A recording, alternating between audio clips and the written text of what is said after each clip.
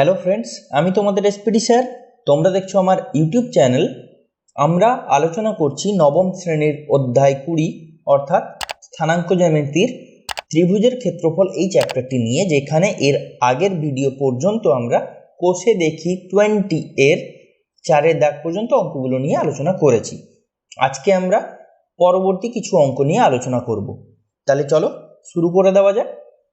দেখো, 5 দাগের অঙ্কে বলছে প্রমাণ করি যে 2, 1 এবং 6, 5 বিন্দুদ্বয়ের সংযোজক সরল রেখাংশের মধ্যবিন্দু -4, -5 ও 9, 8 বিন্দুদ্বয়ের সংযোজক সরল রেখাংশের উপর অবস্থিত। তাহলে আমাদের প্রথম কাজ কি বলেছে, 2, 1 এবং 6, 5 বিন্দুদ্বয়ের সংযোজক সরল রেখাংশের মধ্যবিন্দুটা কি সেটা আমরা জানি না, আগে সেটাকে বের করতে হবে। তাহলে আমরা প্রথম কাজ যেটুকু করতে পারি সেটা বলতে পারি 2, 1 এবং 6, 5 এর মধ্যবিন্দু বা এর সংযোজক সরল রেখাংশের মধ্যবিন্দু।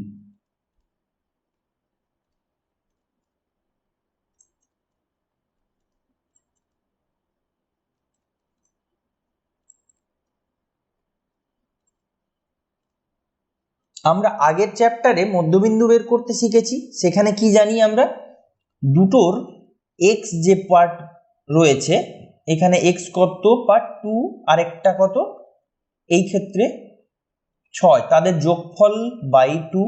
একই রকম ভাবে ওয়াই এর পার্টটার যোগফল বাই 2। তাহলে কত দাঁড়ায়, 6 আর 2 8/2 4, আর এখানে 3। তাহলে সংযোজক সরল রেখাংশের মধ্যবিন্দু কি বেরোলো, 4, 3। এবার কি বলেছে, এই 4, 3 দেখাতে হবে আমাদেরকে। এই যে 4, 3 বিন্দুটি -4, 5 -5 9, 8 বিন্দুদ্বয়ের সংযোজক সরল রেখাংশের ওপর অবস্থিত। গত ভিডিওতে আমরা একই রকম একটা অঙ্ক করেছি, যেখানে আমরা দেখিয়েছি যে এরকম কোনো একটা বিন্দু যদি অন্য দুটো বিন্দুর সংযোজক সরল রেখাংশের ওপর অবস্থিত প্রমাণ করতে হয়, তাহলে আমাদের ফার্স্ট কাজ হবে এদের সমরেখ প্রমাণ করা। তাহলে আমরা এখন কি করব, আমরা বলতে পারি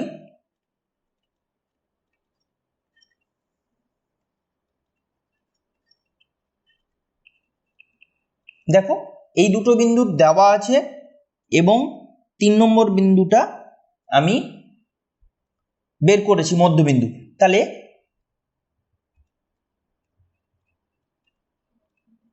এই তিনটি বিন্দুর জন্য আমরা কি বের করতে পারি, আমরা মধ্যবিন্দু নির্ণয়ের সূত্রটা, সমরেখ হবার সূত্রটা বের করি আমরা।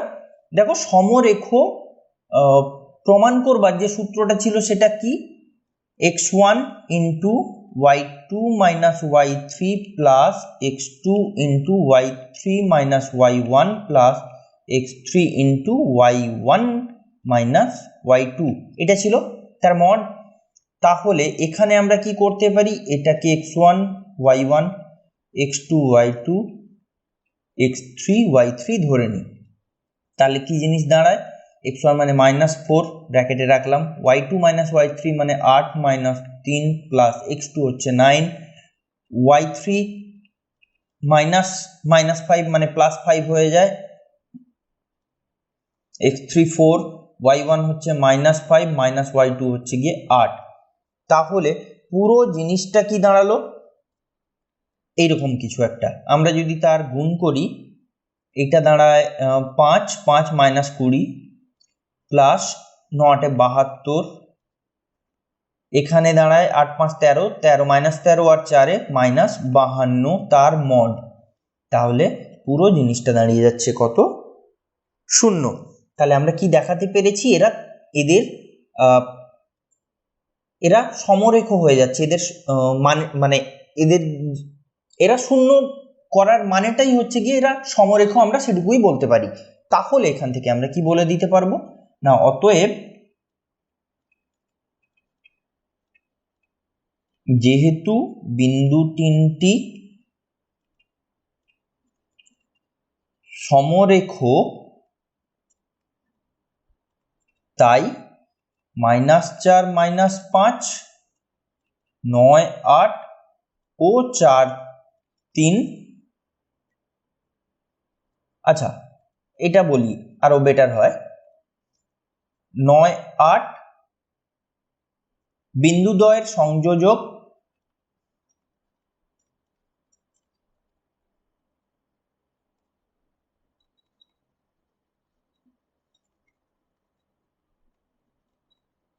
সরল রেখাংশের উপর 4 3 অবস্থিত।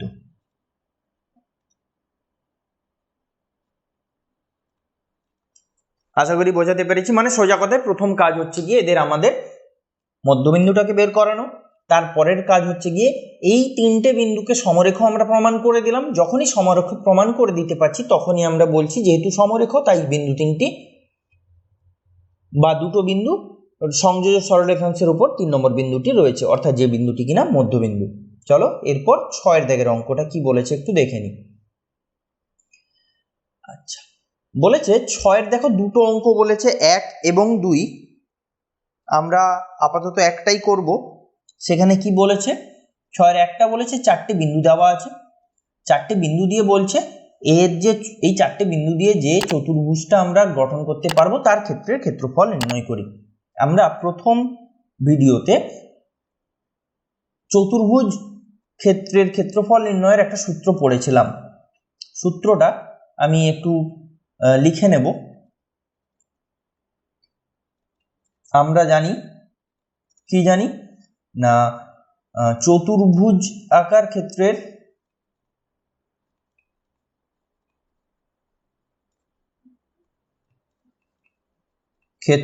ক্ষেত্রফল সেটা কত, সেটা হচ্ছে গিয়ে হাফ। এইবারই আমাদের সেই সূত্রটা শুরু হচ্ছে যেখানে x1 y2 x2 y3 x3 y4 x4 y1। আচ্ছা মাইনাসের পর ব্র্যাকেট, এখানে ব্র্যাকেটটা শেষ হচ্ছে, এটা এখানে উল্টোটা হবে। এবার এই y1 x2 y2 x3 y3 x4 আর y4 x1 এখানে মড। আমাদের এখানে 4টে বিন্দু কি কি দেওয়া আছে আমরা দেখতেই পাচ্ছি। 4টে বিন্দু কি কি দেওয়া আছে, আমি আর অযথা সেটা লিখব না। একটা কাজ করি, বরং 4টে বিন্দুকে আমরা x1 y1 করে ধরে নিই। দেখো x4 y4 আমি 4টে বিন্দুকে x1 y1 x2 y2 এইভাবে মার্ক করে নিলাম। তাহলে নির্ণেয় ক্ষেত্রফল, এবারে আমরা ডিরেক্ট চলে যাই। অতএব নির্ণেয় ক্ষেত্রফল সেটা সমান হাফ। এইবারে দেখো x1 এর বদলে কত বসাবো 1, y2 কত ইন্টু 4 প্লাস x2 কত, x2 হচ্ছে গিয়ে 3 ইন্টু y3 হচ্ছে কত -2 প্লাস, তারপরে দেখো আমি পরপর বসাতে থাকছি 5 ইন্টু -7 প্লাস 4 ইন্টু 1 এই গেল। তারপরে এধারের ব্র্যাকেটের মধ্যে আবার কি কি থাকছে, y1 হচ্ছে 1 x2 হচ্ছে 3 প্লাস y2 হচ্ছে গিয়ে 4 x3 হচ্ছে 5, একই রকম ভাবে y3 হচ্ছে এইখানটা এটা হবে প্লাস y3 হচ্ছে -2 ইন্টু 4 প্লাস -7 ইন্টু 1 এইখানে এই পুরোটার মড। তাহলে কি জিনিস দাঁড়ায়, এটা 4 একে 4 -6 -35 প্লাস 4, এটা প্রথমটা মাইনাস ব্র্যাকেটের মধ্যে হচ্ছে 3 প্লাস 20 -8 -7। দেখো এই পুরো জিনিস আছে। তাহলে দেখো তো এই জায়গাটাকে একটু ক্যালকুলেট করো, 35 6 41 থেকে 8 গেলে তোমার হচ্ছে 33, তাহলে -33 মাইনাস 20, 20 3 23, এখানে গেলে হচ্ছে 8। ক্লিয়ার?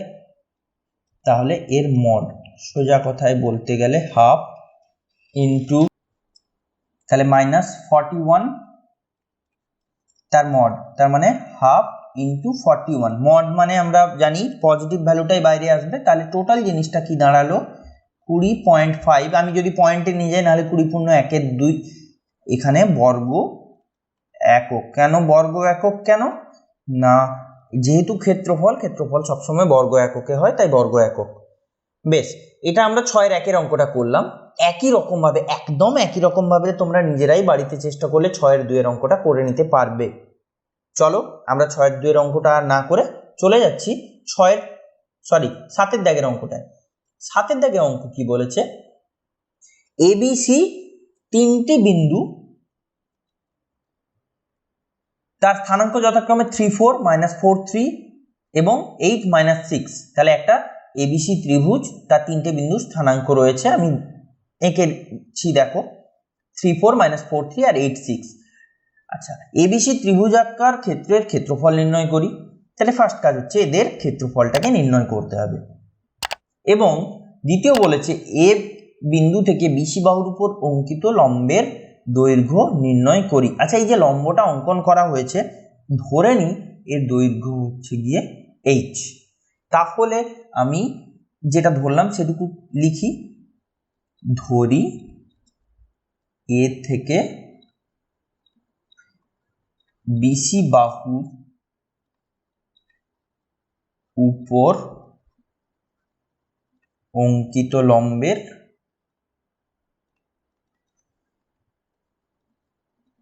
দৈর্ঘ্য h। বেশ, তাহলে যেটুকু ধরেছি কাজ মিটে গেল। এবার আমাদেরকে কি বের করতে হবে, ত্রিভুজ ABC এর ক্ষেত্রফল। এখানে কি ত্রিভুজ ABC এর ক্ষেত্রফল সূত্র আমরা আগের দিন শিখেছি, যদিও একবার যদি মনে করে নিই তাহলে আমি ডান দিকে ছোট্ট করে একটু যদি লিখি তাহলে কি জিনিস দাঁড়ায়, half mod x1 y2 minus y3 plus x2 y3 minus y1 plus x3 y1 minus y2। এই তাহলে এই সূত্রটাকে আমরা এখানে বসাবো, কিন্তু সূত্রের জায়গায় কি থাকবে, x1 y1 এর জায়গায় থাকবে এই মানগুলোকে। আমি ছোট করে বলেছি, আমরা ধরে নিলে আমাদের সুবিধেই হয়, তাই এখানে x1 y1 x2 y2 আর x3 y3 ধরে নিলাম। তাহলে ত্রিভুজ ABC এর ক্ষেত্রফল কি দাঁড়াচ্ছে, হাফ মড। এবার আমি প্রত্যেক কটার মান বসাতে শুরু করছি। তাহলে 3, দেখ x1 3, আচ্ছা এখানে হবে y2 minus y3, তাহলে y2 হচ্ছে গিয়ে 3 মাইনাসে মাইনাসে প্লাস 6। একই রকম ভাবে যদি আমি পরপর বসাতে থাকি, দেখো -4, তার সঙ্গে কি বসাবো, -6 -4, তারপরে কি আসবে x3, তার মানে 8, তার সঙ্গে আসবে 4 - 3 তার মড। তাহলে পুরো জিনিসটা দাঁড়ায় হাফ, 6 3 9, 9 3 27। আচ্ছা, এটা হচ্ছে -10 +40।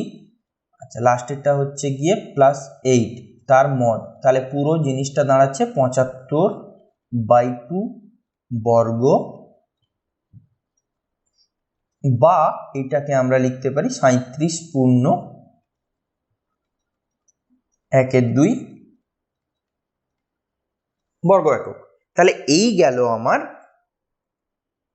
ক্ষেত্রফল। এইবারই বলেছে বিসি বাহুর উপর মানে আমাদের এইচ এর দৈর্ঘ্য বের করতে বলেছে, তাই তো।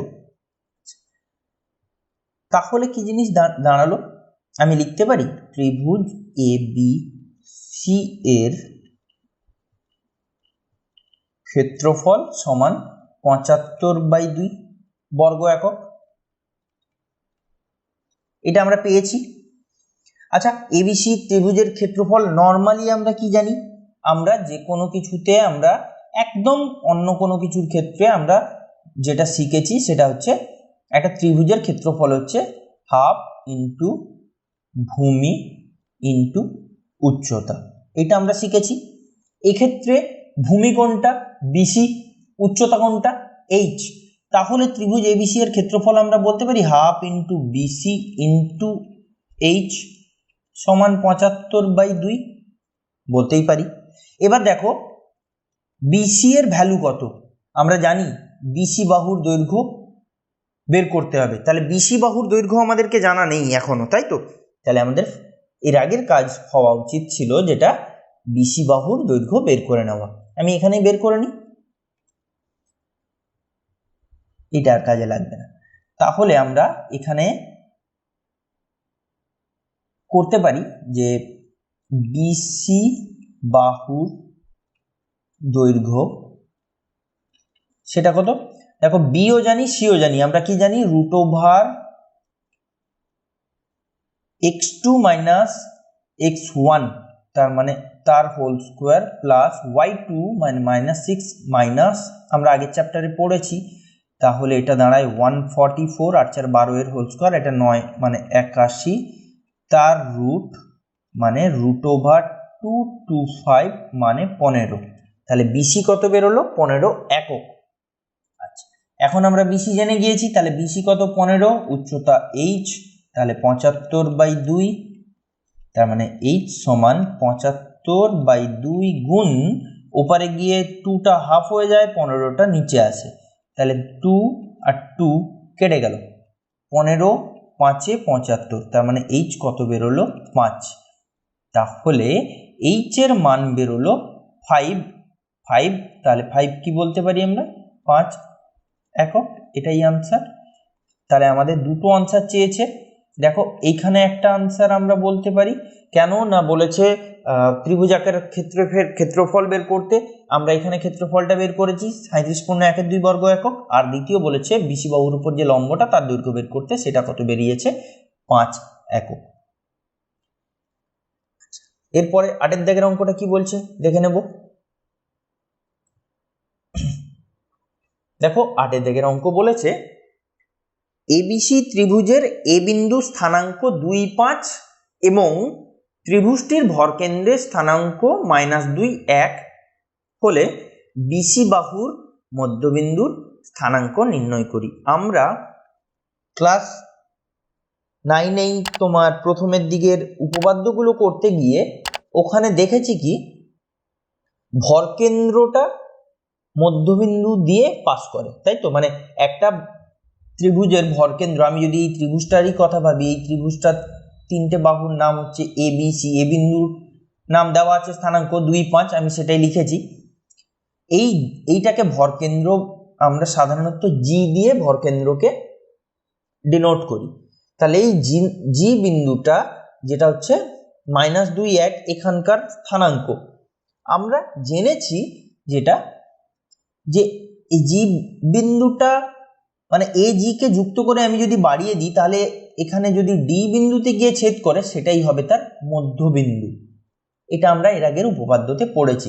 আরেকটা ধর্ম কি পড়েছি এই ভরকেন্দ্রের, এই যে ভরকেন্দ্রটা কোন অনুপাতে বিভক্ত করে, মানে জি পয়েন্টটা এডিটাকে 2:1 অনুপাতে বিভক্ত করে, হয়েছে?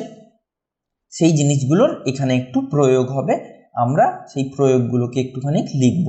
কি লিখতে পারি আমরা জানি, আচ্ছা তার আগে ধরি ভরকেন্দ্র জি, ওকে। আচ্ছা, বিসি বাহুর মধ্যবিন্দু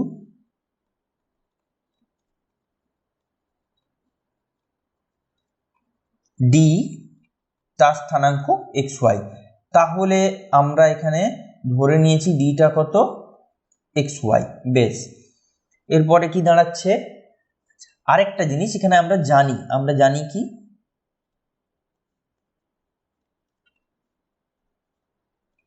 আমরা জানি এজি ইজ টু জিডি সমান 2:1, এটা আমরা জানি, কেন আমরা এর আগে উপপাদ্যে পড়েছি, সেই জন্যই আমরা বলে দিলাম যে আমরা জানি এজি ইজ টু জিডি হচ্ছে গিয়ে 2:1। তাহলে প্রশ্নানুযায়ী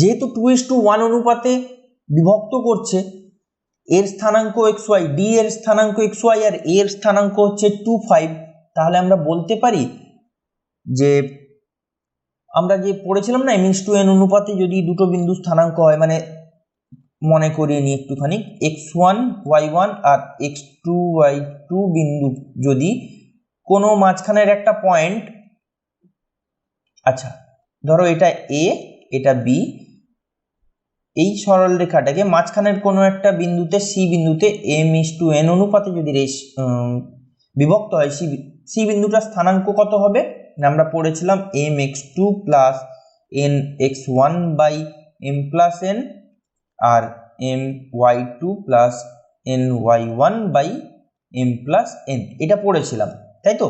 সেই জিনিসটাকে এখানে একটু প্রয়োগ করব। তাহলে এখানে জি পয়েন্টটা m:n অনুপাতে মানে 2:1 অনুপাতে বিভক্ত হচ্ছে, তাহলে জি বিন্দু স্থানাঙ্ক হওয়া উচিত in terms of A and D এর স্থানাঙ্ক, সেটা কি হবে 2x plus 1 into 2 by 1 plus 2 comma আরেকটা হচ্ছে 2 ইন্টু y মানে 2y plus 1 into 5 by 1 plus 2, কিন্তু এটার স্থানাঙ্ক আমরা আগে থেকে জানি সেটা কত 2 1, তাহলে এবার কাজ হচ্ছে গিয়ে অতএব আমরা বলতে পারি এর x সেটা কত সমান -2, ডান দিক বাম দিককে মেলাচ্ছি এবারে, তাহলে এখান থেকে কি বলতে পারি 2x প্লাস 2 সমান -6, x সমান -6 -2 বাই 2,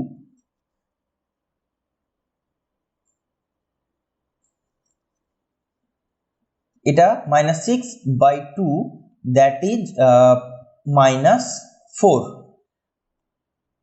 আবার দেখো 2y প্লাস 5 বাই 3 সমান 1, ডান দিক বাম দিককে যদি এবারে মেলাই তাহলে 2y সমান 3 মাইনাস 5, আমি নিয়ে চলে এসেছি একদম, y সমান -2 বাই 2 দ্যাট ইজ -1।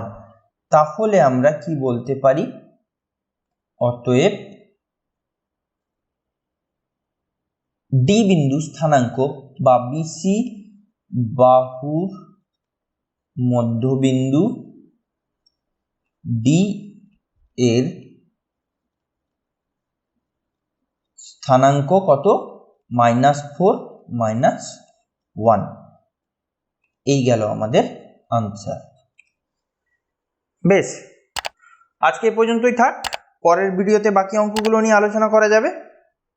আশা করি অঙ্কগুলো বুঝতে পেরেছো, যদি বুঝতে পেরে থাকো অবশ্যই লাইক করো ভিডিওটিকে, বন্ধুদের সাথে শেয়ার করো, চ্যানেলটি সাবস্ক্রাইব না করে থাকলে চ্যানেলটিকে সাবস্ক্রাইব করো, আর অবশ্যই প্র্যাকটিস করতে থাকো। দেখা হচ্ছে পরের ভিডিওতে, ততক্ষণের জন্য বাই।